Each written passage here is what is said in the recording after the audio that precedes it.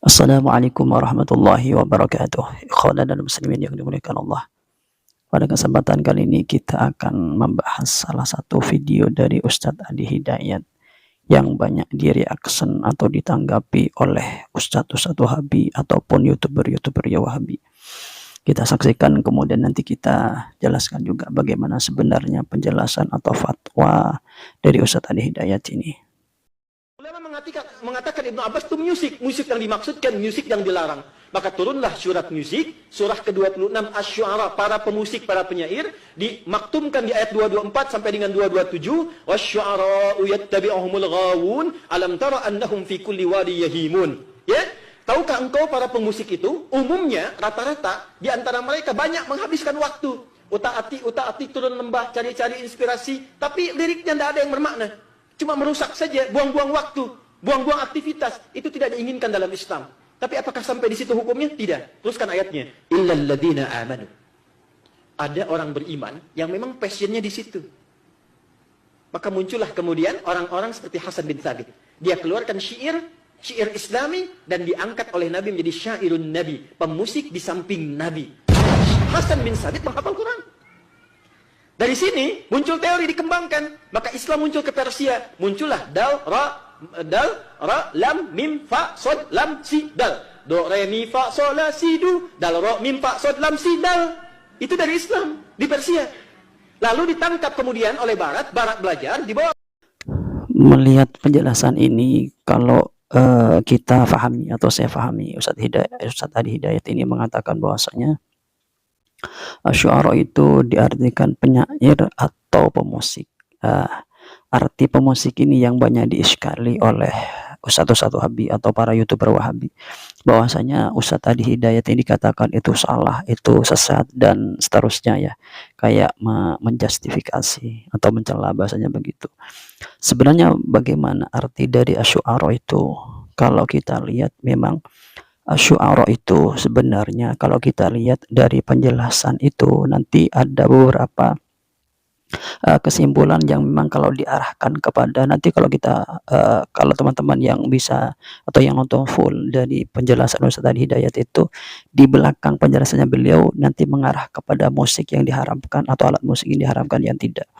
Tapi sebelumnya saya ingin menjelaskan begini, bahwasanya kita lihat bahwasanya ayat atau surat Asy-Syu'ara ini ayatnya itu berjumlah 227, kemudian kalimatnya itu berjumlah 1277, kemudian hurufnya itu berjumlah 5542. Kalau kita lihat di sebagian keterangan bahwasanya surat Asy-Syu'ara ini itu diturunkan untuk menolak pengakuan dari pengakuan atau penjustifikasian atau tuduhan dari orang-orang musyrikin ketika ingin melemahkan Nabi Muhammad SAW. Dengan cara apa mereka ingin melemahkan Nabi Muhammad SAW? Dengan cara mengatakan innahu syairun, Nabi Muhammad itu adalah seorang penyair, yabtadi'ul kalama min indih, yang hanya menyusun kata-kata, menyusun kalimat yang dia susun sendiri, bukan wala yuha ilaihi, bukan wahyu. Jadi ketika Nabi Muhammad SAW memberikan hujah Al-Quran, dikatakan oleh orang-orang kafir musyrikin atau Asy-Syu'ara yang musyrikin bahwasanya itu bukan ayat Al-Quran, itu bukan wahyu yang diturunkan kepada Nabi Muhammad SAW, itu melainkan adalah kata-kata Nabi Muhammad sendiri yang dirangkai kemudian dinisbatkan kepada Allah Subhanahu wa Ta'ala. Kemudian atau ayat ini diturunkan untuk menolak syair-syair yang dikarang oleh orang-orang musyrikin. Kemudian turunlah ayat Asy-Syu'ara atau surat Asy-Syu'ara ini. Kemudian kalau kita lihat surat Asy-Syu'ara ini disebut dengan Makkiyah dan Madaniyah. Kenapa? Karena kalau tidak keliru di 197 kalau tidak keliru, sebelum ayat itu atau dari 1 sampai 197 itu diturunkan di Makkah. Kemudian setelahnya itu diturunkan di Madinah, sehingga surat ini disebut dengan surat Makkiyah yang juga Madaniyah.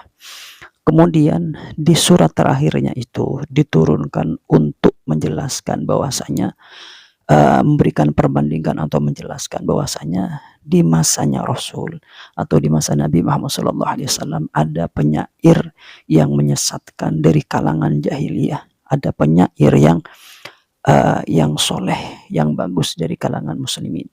Siapa penyair yang menyesatkan dari kalangan jahiliyah? Di sini disebutkan adalah Nadhr bin Haris, kemudian Awra bin Harb. Kemudian penyair yang mukmin, yang bagus atau yang soleh itu siapa? Hisan. Ini Ustadz Adi Hidayat bacanya Hasan. Kalau tulisannya menurut saya Hisan ya. Tapi saya lihat dari beberapa referensi itu Hasan bacanya ya. Hasan bin Sabit radhiyallahu anhu, kemudian Ibnu Rawahah, kemudian Ka'b bin Malik radhiyallahu anhu. Inilah Al-Quran ini menjelaskan di terakhirnya ada di zaman Nabi itu penyair yang soleh, ada penyair yang menyesatkan begitu. Kemudian kalau kita lihat surat Asy-Syu'ara ini sebenarnya begini, surat Asy-Syu'ara itu ada dua nama. Pertama disebut surat Asy-Syu'ara, kemudian kalau tidak keliru kedua itu Tasim. Kemudian kenapa disebut surat Asy-Syu'ara?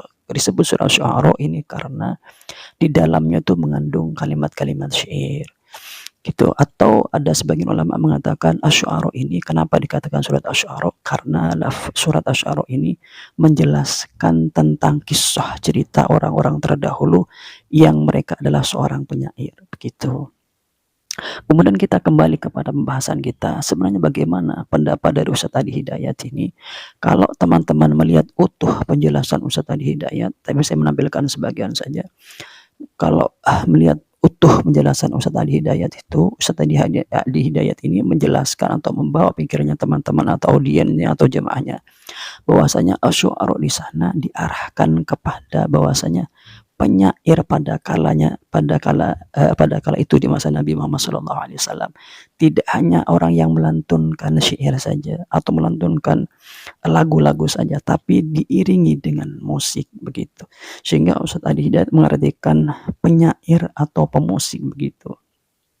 Di akhir ceramah itu Ustadz Adi Hidayat menjelaskan bahwasanya ada di Islam itu ada alat musik yang diperbolehkan. Ini sudah maklum, sudah lumrah, sudah menjadi suatu pengetahuan yang umum di kalangan masyarakat kita bahwasanya memang di kala Nabi Muhammad SAW ada satu alat musik atau ada beberapa alat musik yang diperbolehkan. Contoh seperti rebana. Dari rebana ini kemudian oleh ulama diistimbat atau dikiaskan beberapa alat musik yang diperbolehkan. Tapi kemudian ada ulama juga yang mengatakan ada satu alat musik yang tidak diperbolehkan. Ini diambil juga daripada musik yang ada di masa Nabi Muhammad SAW. Kemudian juga begini, kalau kita melihat daripada alat musik ini, ada ulama yang mengatakan bahwasanya tidak bolehnya alat musik ini bukan kepada datiyah dari alatnya, tapi dari taksir dari alatnya itu. Jadi kalau taksirnya ini kepada kebaikan, maka alatnya ini baik. Tapi kalau taksirnya itu kejelekan, maka alatnya ini jelek begitu. Ada ulama yang berpandangan seperti itu. Dan kalau kita lihat Ustadz Adi Hidayat ini mengarahkan ke sana, bahwasanya penyair dan pemusik ini dilegalkan asalkan kita arahkan kepada hal-hal yang memang positif secara agama Islam atau bahasanya itu menopang kepada syiar-syiar Islam begitu. Sehingga kalau memakai pemikiran atau logika semacam itu, maka kita tidak bisa menyalahkan secara 100% terhadap pengertian dari Ustadz Adi Hidayat, karena memang kalau kita lihat penyair pada kala itu pada masa Nabi Muhammad SAW ada satu kasus, memang penyair atau orang pendendang itu tidak hanya murni dengan syairnya saja, tapi kadang ada yang dengan musiknya. Lah Ustadz Adi Hidayat itu sorifnya atau memahami yang seperti itu, mungkin ya seperti itu, sehingga beliau mengartikan penyair atau pemusik begitu. Tapi kalau memang sebenarnya kalau orang-orang seperti Wahabi, Salafi atau para youtubernya itu memahami secara utuh daripada dalil yang dijelaskan oleh Ustadz Adi Hidayat, saya kira tidak akan menyalahkan dengan tanpa satu dalil. Atau memang kadang rujanya begini, daripada ustadz-ustadz Wahabi ini atau para youtubernya menyalahkan dengan dalil-dalil yang umum, dalil yang umum yang tidak nyambung, disalahkan atau dibenturkan dengan penjelasan Ustadz Adi Hidayat. Itu cara apa ya, berpikirnya, atau ketika mentawazun sesuatu atau ya istilahnya itu membandingkan sesuatu yang tidak relevan menurut saya. Beda kalau teman-teman Azwaja biasanya kalau menyalahkan Ustadz Adi Hidayat itu dengan dalil yang sinkron begitu, bukan yang umum kemudian dibenturkan dalil yang khusus, itu kan tidak sinkron ya, atau tidak metode di dalam mujadalah atau metode diskusi yang bagus begitu. Ya bisa kita simpulkan bahwasanya memang kalau kita melihat penjelasan Ustadz Adi Hidayat secara utuh sampai akhir dari video tersebut, bisa kita simpulkan yang dimaksud pemusik, penyair dan pemusik oleh Ustadz Adi Hidayat itu adalah dirangkai dengan berbagai tinjauan hukum begitu. Tapi memang beliau juga kalau kita lihat mereka atau melogikakan pemusik itu atau penyair dan pemusik itu adalah zaman terdahulu itu tidak hanya murni dari syairnya tapi juga dibarengi dengan musiknya begitu. Kalau saya logikakan seperti itu, mungkin pemahaman Ustadz Adi Hidayat seperti itu.